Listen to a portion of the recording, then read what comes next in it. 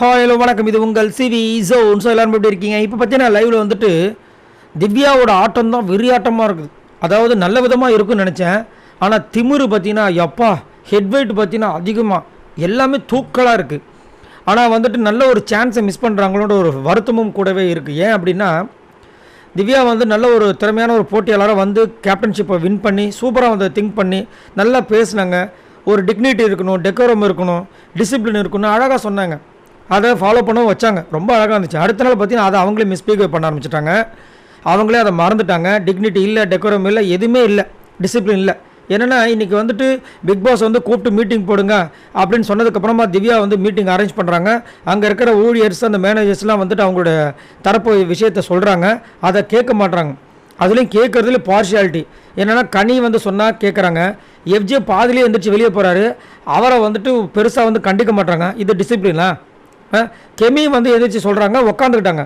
உட்காந்து கால் மேலே காலை போட்டுக்கிட்டாங்க. அப்போ கெமி வந்து நின்னாங்க, நான் பேசிகிட்டு இருக்கேன், நின்றுட்டு நீங்கள் கால் மேலே கால் போட்டு உட்காந்துட்டு இருக்கீங்கன்னா உடனே அதை ஒரு ஹெல்த் இஷ்யூவாக மாற்றிட்டாங்க. அப்புறமா சரி அவங்க விட்டுட்டாங்க. சரி அதெல்லாம் ஒன்றும் பிரச்சனை இல்லை அப்படின்ட்டு. அதுக்கப்புறம் வந்து அவங்க சொல்லிகிட்டே இருக்காங்க, இந்த மாதிரி நீங்கள் பண்ணுறது நல்லா இல்லைங்க, இந்த மாதிரி நீங்கள் மாற்றிக்கிட்டிங்கன்னா நல்லாயிருக்குன்னு கெமி சொல்கிறாங்க. இவங்க வாவ் சூப்பர் அப்படின்ன உடனே இந்த பக்கம் கம்முறதுக்கு செமகாண்டாயிடுச்சு. என்னங்க நீங்கள் பேசிகிட்டு இருக்கீங்க அப்படின்னா நீங்கள் எதுக்குள்ளே வரீங்க அப்படின்னு கேட்குறாங்க திவ்யா.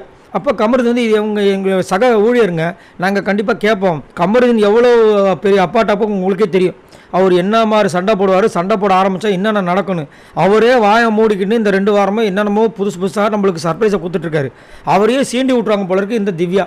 உங்களுக்கு என்னங்க, உங்களுக்கு என்ன தேவை, நீங்கள் எதுக்கு வந்து பேசுகிறீங்க அப்படின்னு அவர் பூச்சி லெஃப்ட் ரைட்டு விட்டாப்புல செம்மையாக இருந்துச்சு. ஆனால் இது நல்லாயிருக்கு. கமருதனோட இந்த வெர்ஷன் பார்க்குறதுக்கு ரொம்ப அழகாக இருக்குது. அதாவது பிரச்சனைன்னு வந்தவுடனே மற்றவங்களுக்காக குரல் கொடுக்கறது, வெறும் பார்வதிக்கு மட்டும் குரல் கொடுக்காம இப்போ வந்து எல்லாத்தையுமே பார்க்குறாரு, பேசுகிறாரு, பொலைட்டாக சொல்கிறாரு. அது நல்லா இருந்துச்சு. அதுக்கப்புறமா வந்து நம்ம அமித் பார்கவும் சொன்னார், என்னென்னா ரொம்ப ரூடாக பண்ணுறாங்க, ஸ்கூல் மாதிரி இருக்குது, எங்களுக்கு பிடிக்கல அப்படின்ட்டு. இவங்க வந்து அப்படியே பாசி லுக்கில் ஐயோ எப்பா அப்படின்ற மாதிரி இருந்தது. துஷார் ஒரு பக்கம் பூச்சி கலாச்சி விட்டார்.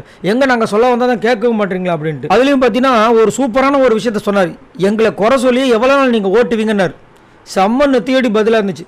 ஏன்னா இவங்க வந்துட்டு நீங்கள் சரியில்லை, நீங்கள் இப்படி இருக்கீங்க அப்படி இருக்கீங்கன்னு சொல்லும்போது இவர் சைலண்டாக இருந்தால் அதனால தான் முன்னாடி சொல்லியிருப்பார். ஆமாங்க நாங்கள் வந்து தப்பு தான் செய்கிறோம், நீங்கள் தான் வந்து எங்களை திருத்த வந்தீங்க, நீங்கள் திருத்துங்க அப்படின்ட்டு. அதை கேட்டார். நீங்கள் எங்களையே குறை சொல்லி எவ்வளோ நாள் இந்த பிக் பாஸில் ஓட்டிட முடியும்னு நினைக்கிறீங்கன்னு கேட்டோன்னே அந்த அம்மாவுக்கு மூஞ்சி மாறிடுச்சு. உடனே நீங்கள் இப்படியே இருந்து எவ்வளோ நாள் ஓட்டுறீங்களோ அவ்வளோ நாளா ஐயப்பா, ஏன் இந்த அளவுக்கு இவங்களுக்கு யார் எவ்வளோ பெரிய ஒரு பவரை கொடுத்தாங்க, இவங்களே எடுத்துக்கிட்டாங்க. பவர் எடுத்துகிட்டு அதாவது அவங்க சக கண்டஸ்டண்ட்டை மறந்து அவங்க நிஜமாகவே நான் ஒரு தலை, நான் ஒரு இந்த ஹோட்டலுக்கு முதலாளின்ற மாதிரி பண்ணிகிட்ருக்காங்க. ஒன்றும் சொல்கிறதுக்கு இல்லை. அதான் பிரம்மன்றது. இப்போ எப்படின்னா இது இவங்க சின்ன வெர்ஷன் ஆஃப் திவாகர். ஏன்னா திவாகர் வந்து தன்னை ஒரு பெரிய நடிகராக நினச்சிட்ருக்காருல்ல, அந்த மாதிரி இந்த அம்மா வந்துட்டு தன்னை ஒரு பெரிய ஹோட்டலோட முதலாளி, இந்த பிக் பாஸுக்கு வீட்டுக்கே பிக் பாஸ் நம்ம நினச்சிட்ருக்காங்க. திவாகர் நினச்சதும் போய், இந்த அம்மா நினச்சதும் போயின்றதை புரிஞ்சுக்க மாட்டாங்க. சரி, இதை பற்றி உங்களோட கருத்தை சொல்லுங்கள் பாய் நண்பரில்.